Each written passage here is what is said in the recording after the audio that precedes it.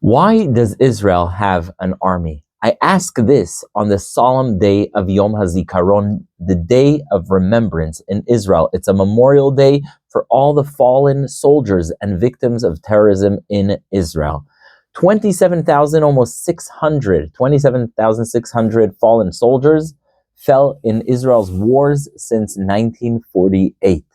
And my question is why? Why? Because many countries don't have an army. And no Jewish man woke up and said, I want to be a soldier out of nowhere. And no Jewish mother, definitely not, woke up in the morning and said, I want my son to go and fight in deadly wars. So why does Israel have an army, and why are there so many casualties? Israel's a peace-loving nation. The answer is because Israel's neighbors and enemies decided that they will fight to the end to make sure that the Jewish people do not have a homeland. Make no mistake, the League of Nations, before there was even a United Nations in 1920, voted that there should be a Jewish state between the river and the sea. In fact, they also voted on the other side of the river, where Jordan is today. And they voted on it. And guess what happened? At that time, dozens of countries were sprouting up across the Middle East and around the world. Countries like Iraq, Lebanon, Saudi Arabia, and many, many other countries were just popping up. And when it came to Israel, that country didn't pop up. And my question is, why not? In 1920, why wasn't there a Jewish state? 1930, why wasn't there a Jewish state? 1940, why wasn't there a Jewish state? 1948, finally, after millions of Jews were killed in the Holocaust, for not being able to access the homeland that was legitimately theirs, which was promised by the League of Nations and the world in order to prevent something like the Holocaust, because they knew the danger the Jews faced as a minority. And so they voted to make sure the Jews have a homeland. So why didn't they have a land? The answer is Palestinian nationalism, racism and hate to the Jewish people, which generated a campaign of hate and opposition for the establishment of the state of Israel. And so the Jewish people are one of the only nations who had to fight for their independence. India, Pakistan, all these countries rose up, no violence. Why did Israel need to fight for its liberty? Because of Palestinian nationalism, racism, and anti-Semitism. The discussion about whether there should be an Israel, not an Israel, right to exist, not to exist, is an insidious conversation, because Israel should exist just like any other country that came into being at that time, or especially in the case of Israel, where you have a return to ancestral homeland, should have existed. But it didn't, because Israel's enemies choose violence. They chose violence in the 1920s. They chose violence in the 1930s. They chose violence in the 1940s, until finally Israel was able to assemble a proper army, fight for its survival, but with a huge price. 1% of Israel's population died in the War of Independence in 1948. Half of those people, half of those 6,000 heroes, were Holocaust survivors. Think about that. The Holocaust ended in 1945.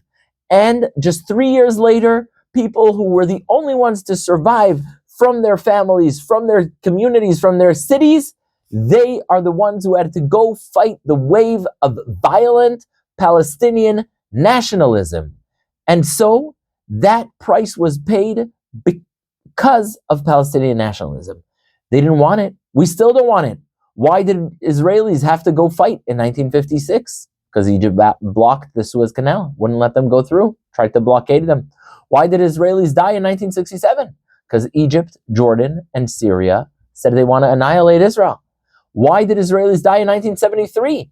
Because Egypt and Syria decided they want to launch an attack against Israel, a surprise attack on the holiest day in the Jewish calendar, on Yom Kippur. And so Israel keeps defending itself, but it shouldn't have to. It should not have to defend itself. Israel has the right to exist more than, it's the most basic thing in the world. It's like any other country. Israel should have the right to exist within its borders, just like any other country can exist within its borders. And yet there's a dangerous attempt to make Israelis have to go fight and again to defend themselves. So this is a painful situation. It shouldn't happen this way. Israel should be able, like Switzerland, to live in peace and everything should be fine. But unfortunately, Israel is forced to fight and defend itself, and it pays the highest price, and that is the price of human life. Almost 28,000 people killed in Israel's various battles to defend itself. Young Israelis with their whole future ahead of them who fight to defend Israel. But it shouldn't have to be that way. It shouldn't have to be.